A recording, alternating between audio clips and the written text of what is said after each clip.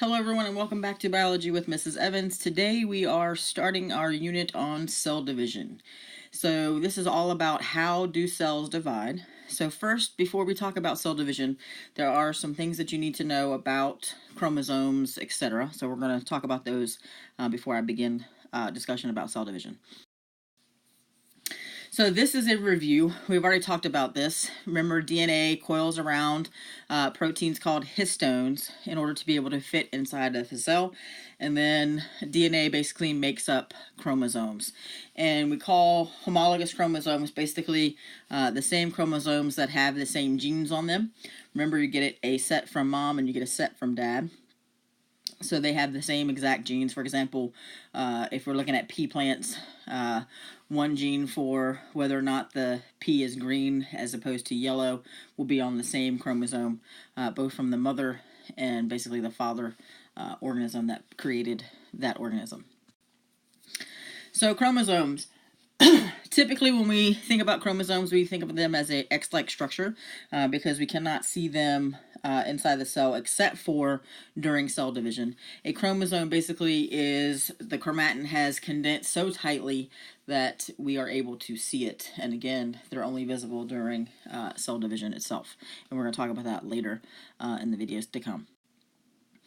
So chromosomes are basically where DNA has been replicated in cell division, and again they look like X-like chromosomes because they are made up of basically two sister chromatids is what we call them. Each half of the chromosome is what we call a sister chromatid, and they are held together in the center by a centromere. So here is a drawing of a chromosome. So the whole X-like structure is a chromosome. Each part of the chromosome, so this is one sister chromatid, and then this is the other. Because again, it is when DNA is replicated, and the two are held together by what is called a centromere. And each copy basically are identical, and again here are the genes that make up specific traits that are located on the chromosomes. So homologous chromosomes, as you've heard me say, we have 46 sets of chromosomes in our somatic cells. That's because we got one set from each parent. So there are 23 total chromosomes. 22 of those are what we call autosomes, and I'll spell that for you.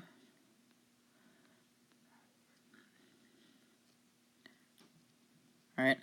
Autosomes are basically our chromosomes that have to deal with traits that are not linked to what we call our sex chromosomes.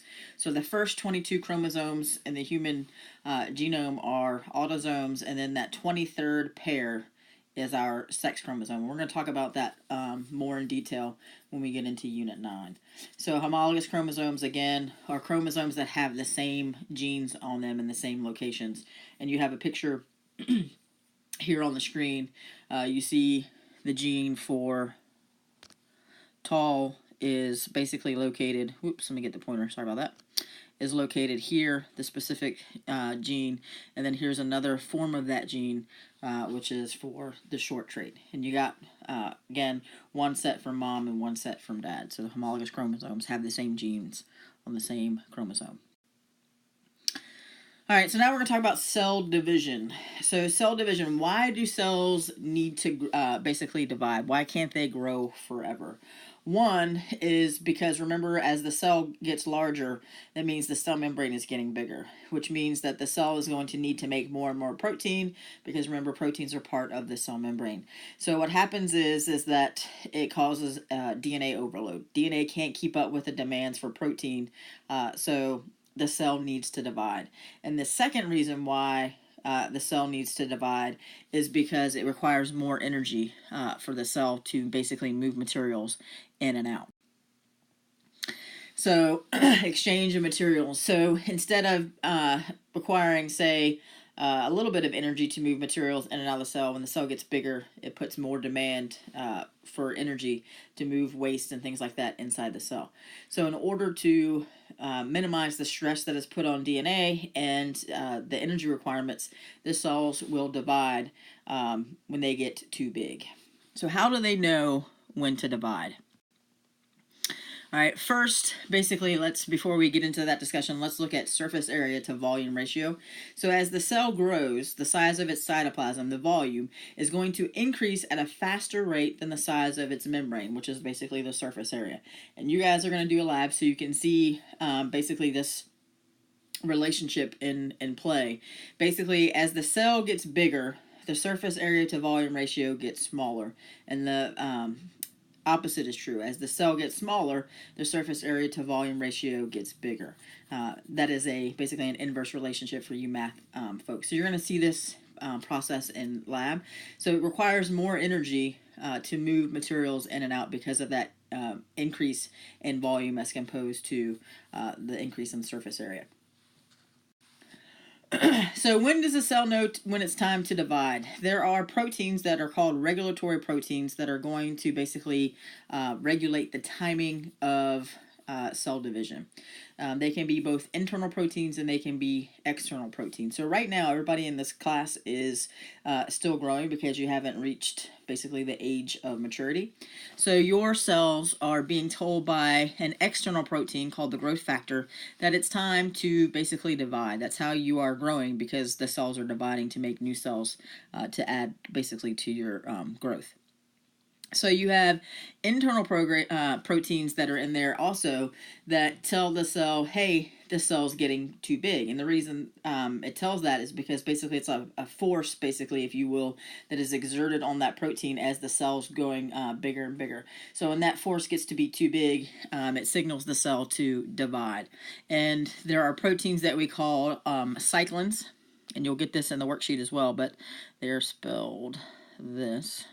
All right, they are going to regulate the cell process, the cell division process. So when it's time for a cell to divide, those cyclins will basically kick into gear and regulate the timing of the event. Also, remember in Unit 4, we talked about apoptosis. Apoptosis, remember, is programmed cell death. So all of the cells, remember when I talked about the development of your fingers and toes, all the cells that were located between your fingers and toes basically received a signal that it was time basically to self-destruct so that you can get that development of your fingers and toes. And again, those are proteins that are going to regulate when that particular process is going to take place. So cell division in prokaryotes and eukaryotes. So we know from Unit 4 that prokaryotes are very simple cells because they lack a true nucleus and they lack membrane-bound organelles. So cell division in prokaryotes is basically a simple process. We refer to that as binary fission. Binary because that's two, and fission because it's basically splitting in half. So in prokaryotes, this is an example of asexual reproduction because you're ending up with two new cells basically that are identical to one another. So in order for a cell to basically divide, as you learned in Unit 6, the DNA needs to replicate. And for bacteria, that is a simple process because there's no nucleus to protect it. So it simply basically replicates the DNA. And then the cell membrane is going to pinch inward until it creates two new cells. And we're going to, I'll show you a picture of how that works in a moment. So when a new cell is created, we refer to those as basically daughter cells. So here is basically prokaryote cell division in a nutshell. You can see here is the simple prokaryotic cell. Here you notice that they have already replicated the DNA. And again, notice that the cell wall and cell membrane are going to pinch inwards until you end up with a complete division and you end up with two cells. And again, these cells are going to be identical to one another. And this process that you need to know is called binary fission.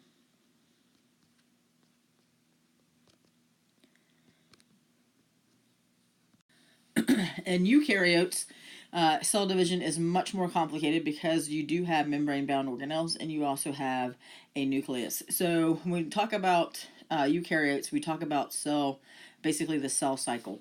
And the cell cycle is simply the series of steps or stages that a cell goes through during its lifetime. And we're going to talk about each of these individually later in this unit. So the first part of the cell cycle is what we call interphase, and interphase is broken down into 3 steps, which again we're going to talk about in a moment. But as you can see in the picture, all right, these 3 phases right here are what we would call interphase: the G1 phase, the S phase, and the G2 phase, which we're going to talk about in a second.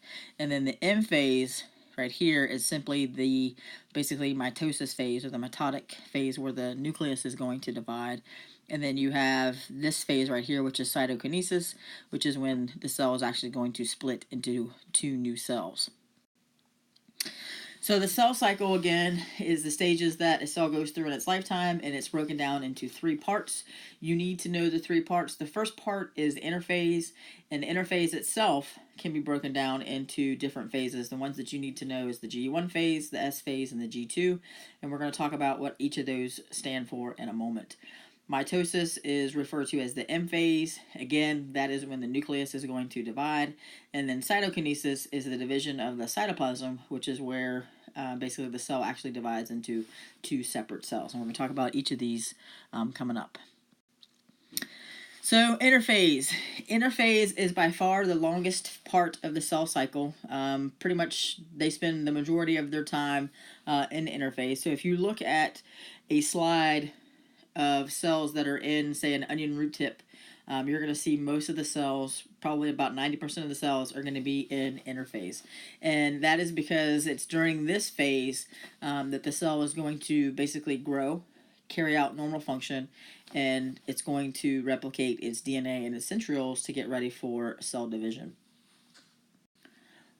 So again, interphase can be broken down into 3 phases that basically you need to know. The G1 phase is the first phase of interphase, and that's when the cell is growing. The second part of interphase is the S phase, and that stands basically for the synthesis of DNA. That's when DNA is going to be replicated. And then the G2 phase is basically more growth, but more specifically, it's making sure that the cell is ready to divide, that it's copied its DNA, and that it's ready to basically get into the next part of the cell cycle, which is interphase.